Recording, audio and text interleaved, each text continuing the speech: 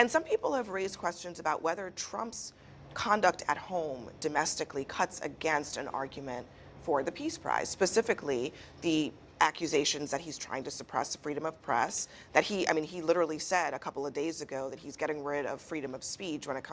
Welcome back, everybody. Good to have you here. So today, we are sitting down with a panel that could not agree on basically anything. And honestly, that is exactly what makes this one so good to watch. A group of political commentators are going head-to-head over whether a sitting world leader genuinely deserves one of the most prestigious awards on the planet, and the conversation gets way more layered than you would expect. One side is fully convinced this is a historic moment that demands recognition. The other side is quietly dismantling that argument piece by piece, and doing it without raising their voice, which somehow makes it hit even harder. Stick around, because the moment that changes the entire energy of this conversation does not come until later. And if you leave early, you're going to miss the line that nobody on that panel had an actual answer for. Before we get into it, drop a comment and let me know where in the world you are watching from right now. I genuinely love seeing where this community is spread across the globe, so say hello down there. All right, let's get into it. I'm not sure why they're going nuclear at this very moment, only because it's not like this is the last opportunity for Trump to be up for this. No. And also, according to the schedule, January 31st was the deadline for nominations. He basically had not even been in office at that point. It was just too early. So why lose your mind over this? Why burn the entire bridge? I don't know. This is the strangest thing. And, if he does something that's deserving of it, he will get it. I don't think that's the case of a snub. And also, he supported the woman who got it, who very much deserved it, by the way. And she supports him. And she supports him, Yeah. and also all the things he's doing in Venezuela. Yeah. So it's kind of odd to, and she dedicated it to him, Yeah. too. Yeah. I mean, it wasn't like, but he wants the medal. This is going to work out. I'll predict tonight he will get it next year. There's no one else on planet Earth more deserving of it. The nominations No one will else go on in planet Earth. by Oh, January. there's- And look at all the peace deals he's brokered. What's happening, by the way, what's happening in the Middle East, what's happening with the hostages, brokering this peace agreement is the most historic moment of his presidency. He's going to go over there, and Monday morning, as I understand it, he's going to be there when these hostages are coming out. He's going to meet with the families, and then he's going to go to Egypt and sign historic documents on Middle East peace. This is the most historic and interesting moment of his presidency, and maybe of any presidency in the recent era. Of course he deserves it, and he'll get nominated sometime between now and January for this moment. And when we give it to him next year, everybody ought to root for it, because it's not just an award for him. It'll be an award for American leadership on the world stage, which is a good thing. Congresswoman, do you think he deserves a Nobel Peace Prize if this deal actually is carried out? Well, first of all, if we're able to have peace in the Mideast, that is a good thing. Releasing the hostages, having Hamas be eliminated or not be in charge anymore, and having peace in the Mideast, that's a really big deal. But as far as like, why did he not get it this year? To your point, right? The deadline was in January.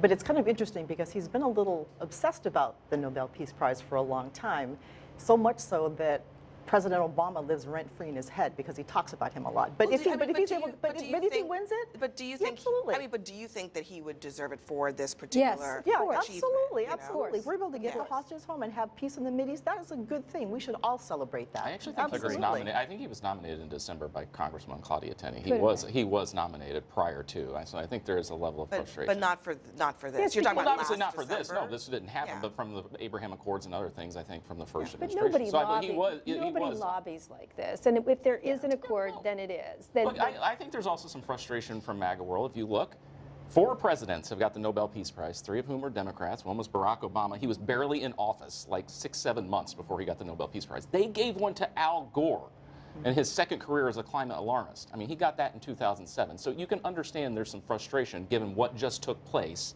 and why they're like, hey, what's going on here? well, Let me just play. I know, but can I just say one Yeah. thing?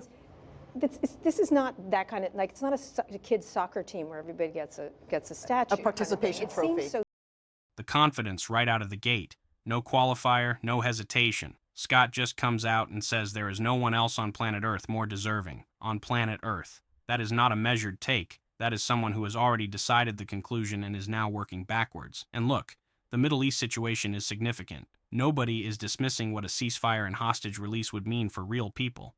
But the way this panel frames it, like the Nobel Peace Prize is basically sitting in a drawer with a name already on it, that tells you something about what this conversation is actually about, because what Scott actually said was this. He called it the most historic and interesting moment of his presidency, and maybe of any presidency in the recent era. Any presidency in the recent era. You have to sit with that for a second, because that framing erases decades of complex diplomacy by people who gave everything they had to international peace, without a press conference waiting for them on the other side. And then this is the part that stopped me cold. The female panelist dropped the most quietly devastating observation of the whole segment. She pointed out that he has been a little obsessed with this prize for a very long time. So much so that a former president lives rent-free in his head because he keeps bringing him up unprompted. Nobody denied it, because they couldn't. That obsession is not a rumor. It is years of documented public statements. And that is the thing worth paying attention to, because when the desire for an award is this visible, or this persistent, you have to ask yourself honestly, is this about peace, or is this about recognition? Because those are two completely different motivations, and they lead to two completely different outcomes. Strange to fix. I know you actually think it's odd to fixate on it. He will get it next year if he brokers this peace deal. I think Scott's right about that. You're saying fixated on it. I mean, yeah, obviously he wants it. I mean, there's no question he wants it. Of course, he thinks he's owed it. I think a lot of people believe he deserves it. He's definitely fixated on it. But I want to play it for those who didn't hear what he had to say. He had a phone conversation with the woman who did win the Nobel Peace Prize, and as you all noted, she dedicated the Peace Prize to him in terms of his support for the Venezuelan, liberation movement. But here's what he said. The person who actually got the Nobel Prize called me and said, I'm accepting this in honor of you because you really deserved it. That a very nice thing to do. I didn't say then give it to me though. I think she might have. She was very nice, and I've been helping her along the way. And you could also say it was given out for 24, and I was running for office in 24. All of the transactions that we did in terms of closing. But look, I mean, it seems like maybe he's coming to terms with the fact that this is, in a way, a bit backward-looking, the way that they award this prize. But I also think the awarding of this prize to Machado also raises some other parts of this, which is that, the Peace Prize Committee chairman described it as awarding this prize based on courage and integrity. And this is a person who, she is physically putting her life on the line for this and for freedom of expression, freedom of the press, democracy, etc. And some people have raised questions about whether Trump's conduct at home domestically cuts against an argument for the Peace Prize, specifically the accusations that he's trying to suppress the freedom of press, that he literally said a couple of days ago that he's getting rid of freedom of speech when it comes to flag burning, and how he deals with opposition in this country. I mean, do you think that would be fair to take into consideration for the Peace Prize Committee? The female panelist said something that I think deserved far more attention than it got in that room. She said this is not a kids' soccer team where everybody gets a statue, a participation trophy, and the panel kind of brushed past it with a laugh, but she was making a serious point. The history of this prize is built on people who sacrificed everything, not people who negotiated from a position of enormous global power. That distinction matters. The bar is not just producing an outcome. The bar has always been about how you got there and what it cost you personally. And then they played the audio. The exact words were, "I'm accepting this in honor of you because you really deserved it." And his response to that, after saying he did not ask her to give it to him, was to immediately add, "I think she might have. I think she might have." So that one line, right there, even in a moment that was supposed to sound gracious, the ego just steps forward without being invited. That is not a knock. That is just an observation that the room completely skipped over. Now here is something worth understanding, because context actually matters here. The Nobel Peace Prize has historically rewarded personal sacrifice over political outcomes. Andrei Sakharov, Lech Walesa, these were individuals who faced genuine personal danger for their convictions over many years. Abby made the point that the committee specifically highlighted courage and integrity when describing the actual winner this year. She said the winner is physically putting her life on the line for freedom of expression, freedom of the press, and democracy. That is the standard the committee just publicly stated they are using, and it is a completely legitimate question to ask whether brokering a deal from behind the most powerful office on earth meets that same standard, or whether it is simply a different category of achievement entirely. I think that sounds like petty sniping, to be honest. I think it's a Nobel Peace Prize. This is the peace president. He's brokered peace deals all over the world. This one happening right now, and this has dominated our world conversation for the last 2 years. What happened to Israel on October the 7th, what happened to the hostages, what's going on in Gaza. If this gets solved, and everyone involved has said it would not have been solved if not but for Donald Trump, I don't know how you don't give it to him. If they don't give it to him over this, then this thing is completely and totally lost all meaning, and who would want it? If this works, no, there's lots of people who have meaning for it. I mean, Yulia Navalny could have gotten it. There's lots of people. It's not the only person worldwide. I'm saying if they don't give it to him for this, it would drain it of all of its meaning. Sure, and if he settles the Ukraine situation, let's give him two. He can be the Susan Lucci of. But I think what Abby is asking is, does his cumulative behavior and how he conducts himself and how he values democratic norms, does that play into whether or not he would deserve a Peace Prize for this one specific issue in the Mideast? I think that's what you're asking, Abby. And I don't have the answer to that because I don't know what criteria the Nobel Committee uses. But I think it's a legitimate concern. And you talk about him brokering peace around the world. He's pissing off our allies. He is creating bad blood with his bad trade deals. He once said that Ukraine was the aggressor in the war.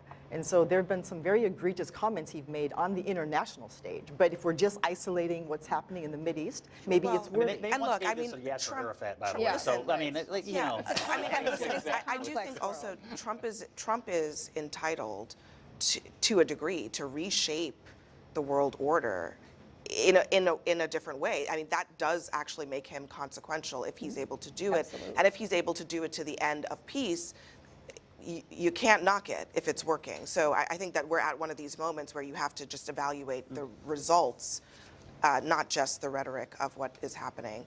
When Abby raised the question about whether domestic conduct should factor into the Peace Prize consideration, Scott's response was to call it petty sniping. Petty sniping, that is the move. Dismiss the question entirely so you never have to actually answer it. Because if you engage with it honestly, you run into a problem that does not have a clean answer.